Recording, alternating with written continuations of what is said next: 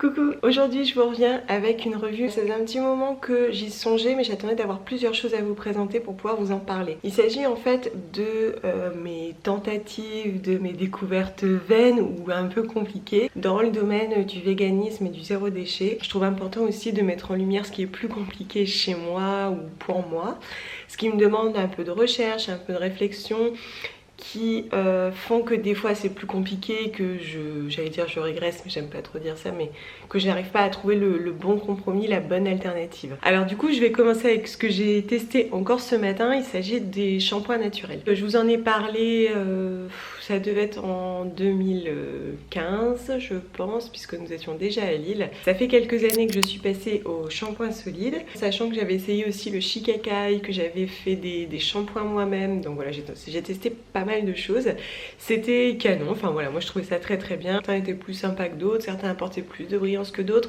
Je me suis aperçue que c'était relatif vraiment à la composition, parce que même si le shampoing est solide, vegan et issu d'ingrédients naturels, il n'est pas toujours 100% éco-responsable ou éthique, puisque on a des matières qui ont été beaucoup transformées et qui ont aussi un impact. Et on s'aperçoit que plus on a ces matières un peu transformées, plus on a ces effets brillants. Et donc finalement je me disais des fois en fait l'alternative parfaite n'existe pas. Est-ce que vraiment il existe quelque chose d'éthique? Est-ce que j'ai besoin d'utiliser quelque chose de 100% éthique? Bref, j'ai un petit peu pataugé, mais j'ai continué comme ça. J'ai utilisé différents shampoings solides. Et alors déjà, premier constat, avec les cheveux longs c'est toujours un peu plus compliqué je trouve, en sachant que j'avais testé aussi des savons SAF pour les cheveux, ce qui est pas mal, mais je pense que c'est plus adapté aux cheveux courts également. Je pouvais couper mes cheveux, c'était l'alternative numéro 1. Et puis finalement je me suis dit c'est pas grave, je vais trouver autre chose. J'ai adapté, j'en ai utilisé tout un tas différents. J'ai utilisé le Sweetie de Pachamama, j'en ai testé plusieurs de l'Amazona, j'ai testé celui de Druides qui est vraiment slow. J'ai refait des shampoings au Shikakai, toujours en version slow, vegan et plutôt zéro déchet, ou on va dire un minimum éco-responsable, sans revenir sur des shampoings conventionnels. Et puis il y a un peu moins d'un an, c'était courant de l'année dernière, j'ai commencé à avoir des démangeaisons ici, sur tout l'avant là de la tête du cuir chevelu. Et en fait j'ai regardé, j'avais plein de pellicules. Et donc je dis à Marie, regarde, j'ai des pellicules, j'en avais jamais vraiment eu. Ça se voyait, puis en plus comme ça me grattait, que ça me faisait mal, du coup je me démangeais, donc j'en avais encore plus. Et donc j'ai fait 2-3 recherches et a priori ça pouvait être le stress. Donc je me suis dit, c'est ça, je dois être stressée sans le savoir. Donc j'ai continué à faire mes shampoings, c'était de pire en pire. J'ai oublié aussi, j'ai testé des savons de Joya aussi. Et puis jusqu'à ce que je discute avec quelqu'un qui me dise...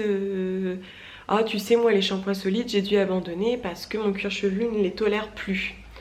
Putain, je dis comment ça, les tolère plus? Je sais plus qui c'est, je me demande si c'est pas Ségolène de Pampelune.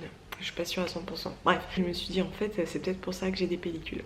Et donc du coup j'ai arrêté, j'ai transité par... en fait j'avais une miniature de shampoing liquide sans sulfate, donc avec du décylglucoside, etc. Et effectivement ça s'est calmé, ça a disparu. Ça c'était l'année dernière, je revenais, donc j'alternais avec mon shampoing solide parce que j'en avais quand même, il fallait les terminer. Et puis de toute façon, cette alternative en bouteille en plastique ne me convient plus, donc ça me contrarie d'utiliser ça. C'était indéniable, c'était le shampoing solide. Et d'ailleurs encore aujourd'hui, il m'arrive d'avoir encore mal juste là un petit peu.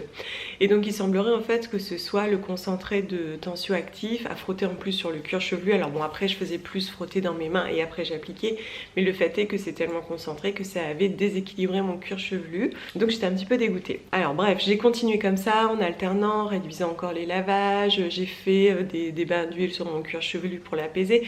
Ça a fonctionné mais ça n'a pas complètement disparu, donc petit à petit j'ai essayé de m'adapter et je suis revenue aux méthodes les plus slow que j'avais tenté il y a quelques années. Donc là j'ai tenté le shampoing à la farine de pois chiche, mais ça n'a pas été exceptionnel pour moi parce que ça ouvre les écailles, donc il fallait faire un rinçage au vinaigre. Et puis à rincer c'est super difficile, j'avais plein de miettes blanches dans les cheveux, donc ça n'allait pas. Et donc ce matin, nouvelle tentative, cette fois-ci je suis retournée vers le Shikakai, sauf que cette fois-ci j'ai utilisé, vous savez les petits copeaux de savon que j'avais acheté à la savonnerie de Gaïa. Je vous remets le haul juste au-dessus. En fait j'en ai mis un petit peu, alors je pense que j'en ai mis trop. Si je le refais je le ferai différemment. Et puis il me restait une cuillère à café de SCI, donc je l'ai mis dedans. Honnêtement j'ai fait une tambouille comme ça au nez hier, ça m'a pris. Et j'ai mis pas mal de shikakai, j'ai mis de l'aloe vera. Et pour refermer les écailles j'ai mis un peu de vinaigre de cidre. Donc première tentative ce matin et je trouve que c'est plutôt pas mal. Alors je dis pas que j'ai trouvé parce que voilà c'est la première, là ça n'a même pas fini de sécher donc c'est difficile de vous donner un avis. Mais c'est peut-être une solution à explorer puisque le savon SAF pour cheveux, sur cheveux longs je trouve pas ça exceptionnel. C'est difficile à rincer puis ça laisse un petit résidu cireux vous savez. Et bah peut-être que combiné au shikakai comme ça, avec du vinaigre, c'est peut-être la bonne alternative. Alors je vous mets la recette que j'ai faite en sachant que je pense qu'elle peut être très largement améliorée. Mes cheveux sont brillants, j'ai de la matière, vous voyez, je sais pas, ça a un effet un peu texture et j'ai du volume. Ils sont bien brillants, les écailles sont refermées, j'ai trouvé qu'ils étaient plutôt démêlés. Donc c'est peut-être une piste à explorer. Ensuite, une autre chose sur laquelle vous m'avez beaucoup demandé de retour, c'est ce dentifrice solide. Donc moi j'en ai testé deux, celui de Pachamama, non trois, les deux de Pachamama, le green et le black is black. Et celui-ci dans lequel justement il y a du SCI, dans l'autre aussi, donc celui des savons de Joya. Donc je pense que la composition est sensiblement identique. C'est comme l'autre, hein, c'est le même principe, on frotte la brosse à dents, ça mousse plutôt bien. Au niveau du goût, je trouve qu'il est un peu moins frais que le Pachamamaï vert. Il y a peut-être plus un arrière-goût, mais voilà, je trouve qu'il fonctionne bien, qu'il laisse les dents propres. L'avantage c'est qu'il tâche moins que le Black is Black, parce que du Black is Black, tu en as partout. Ta brosse à dents, elle est rincée, elle est toute noire. Donc ça, je trouvais que c'était pas mal. Et alors ce que j'ai fait, parce que j'étais un peu gênée par cette idée de toujours frotter ma brosse à dents dedans, en fait j'ai cassé un petit bout. C'est pas du joli travail, hein. En fait j'ai cassé un petit bout que j'ai mis dans un autre pot, dans celui de Pachamamaï, complètement en poudre. Donc c'était involontaire au début. Au début je voulais couper un bout entier, j'ai pas réussi, c'était pour partir au Sénégal. Finalement je me suis aperçue que le fait d'avoir une poudre c'était pas mal parce que je saupoudrais sur ma brosse à dents. Je trouve que c'est mieux, ça m'évite de tremper dedans, je prends plus de matière, je trouve que ça mousse mieux. Alors la seule chose c'est qu'on a des petits copeaux, donc faut faire attention de pas trop en mettre pour pas en avaler, pas en mettre partout. Vous pouvez quand même mettre votre brosse à dents dedans, mais ça évite de frotter dessus. Et je pense que du coup ça pourrait être mieux comme ça, parce que c'est vrai que pour nous l'idée de frotter notre brosse à dents ça nous plaît pas des masses.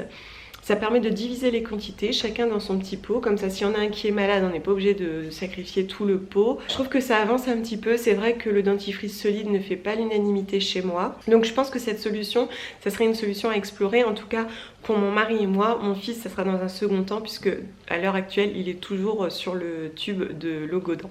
Ensuite, au niveau du véganisme, je vous ai présenté il y a quelques mois, je pense, une nouvelle ceinture. J'avais enfin trouvé une alternative écolo et végane. Il s'agit des ceintures de la Vie et Belt. Donc c'est une ceinture qui est faite avec un pneu recyclé, qui est déposé en fait en point de collecte. Ensuite, il est complètement nettoyé. Et avec on fabrique une ceinture. Donc ça fait maintenant un certain moment que je l'utilise, que je la porte, que je la manipule pour voir un peu sa résistance. Et il se trouve que j'en suis super contente. Elle n'a pas bougé, elle vieillit bien, enfin c'est vrai que ça ne fait que quelques mois, mais elle bouge pas, elle ne s'effrite pas. Je trouve qu'elle se comporte très très bien. Et puis elle tient très bien mon pantalon. Je me demandais comment ce caoutchouc allait se comporter sur moi, mais finalement c'est parfait. On n'a pas de contact sur la peau, donc il n'y a aucun problème de résidus, parce que vous m'avez posé la question vis-à-vis du caoutchouc, si c'était toxique, etc. Probablement, mais comme ça n'est pas en contact avec la peau, je ne m'en inquiète pas du tout. Donc à l'heure actuelle c'est une alternative qui me va bien, j'aime beaucoup le côté upcycling, j'avoue que ça me fait super plaisir, savoir aussi que c'est fabriqué par ici à Tourcoing, c'est encore mieux. Et puis le créateur est super sympa et j'avoue que j'aime particulièrement faire travailler des artisans, des gens qui essaient de créer de nouvelles choses un peu différentes et de revaloriser des choses qui étaient destinées à la poubelle. Et puis le dernier point de travail ce sont les chaussures. Alors bon, je galère un peu là depuis quelques années avec les chaussures, puisque je veux me séparer du cuir, en sachant que j'ai conservé certaines choses parce qu'elles ne sont pas complètement usées et que je ne me résigne pas à les jeter. Donc je suis vraiment des fois en proie à une réflexion, je suis un peu tourmentée de me dire comment faire, il y a encore du cuir, etc. Donc j'ai encore des choses chez moi, parce qu'il faut savoir quand même que moi je suis du genre à garder mes fringues pendant des années, j'en prends énormément soin. Et les chaussures c'est pareil. Avant d'avancer dans cette démarche plus écolo et respectueuse de mon environnement, J'étais déjà dans cette démarche de réutiliser et de réparer. Mes chaussures en cuir, il y en a que j'ai depuis plus de 10 ans parce qu'en fait je les fais ressemeler à chaque fois, j'en prends énormément soin. Et donc là j'étais un peu dans un dilemme, je ne savais pas trop comment m'y prendre. Donc j'ai transité par des petites baskets en tissu, ce qui était pas mal, mais ça vieillissait pas forcément très très bien. Et puis on ne sait pas exactement si elles sont complètement véganes puisqu'on a des doutes vis-à-vis de la colle. Donc cette année j'ai décidé de m'offrir 2 paires de tennis dans la gamme vegan de Esprit que j'ai acheté en outlet, ce qui m'a permis d'avoir chaque paire à 34 € au lieu de 70. J'étais bien contente. Elles sont labellisées vegan et validées par l'association PETA, ce qui est absolument parfait, je suis trop contente. D'ailleurs on a encore ici la mention vegan. Donc j'ai pris celle-ci en bleu marine, l'intérieur est un peu en coton éponge. On va voir comment elles vieillissent, je n'en sais rien. C'est vrai qu'on a un peu tous les prix dans les modèles vegan. Ça va jusqu'à 200 €, mais je me sentais pas de mettre 200 € dans une paire. Voilà, moi c'est pas possible, c'est pas dans mon budget.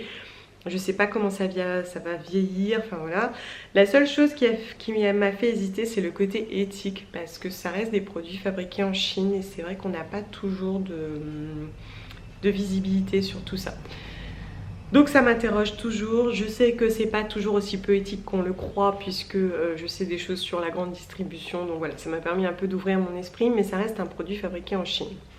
Toujours est-il que cette année en tout cas j'ai opté pour ça, donc je vais continuer mes recherches, si je peux vous en dire davantage je le ferai bien entendu. Je suis très contente quand même d'avoir des chaussures véganes, donc en plus là j'ai eu 2 paires, une rose et une bleu marine, j'espère les garder très très longtemps parce que c'est ça aussi, dans les paires véganes, je trouve que ça vieillit pas toujours très bien.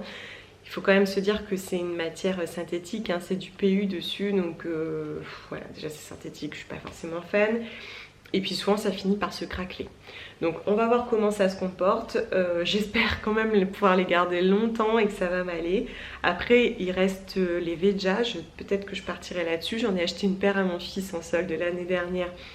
Peut-être que ça vieillit mieux et en l'occurrence c'est plus éthique, c'est juste plus onéreux.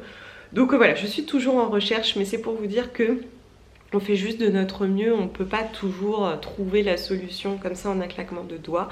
Ça dépend aussi des bourses, ça dépend des ressources que l'on a autour de soi, de ce que l'on est capable de tolérer, de nos limites, de nos besoins, de nos envies. Donc voilà, j'aimerais vous rappeler l'importance de s'écouter. L'essentiel c'est juste de faire de son mieux. Je vous remercie de m'avoir écouté et regardé. Je vous dis à très très bientôt. Bisous.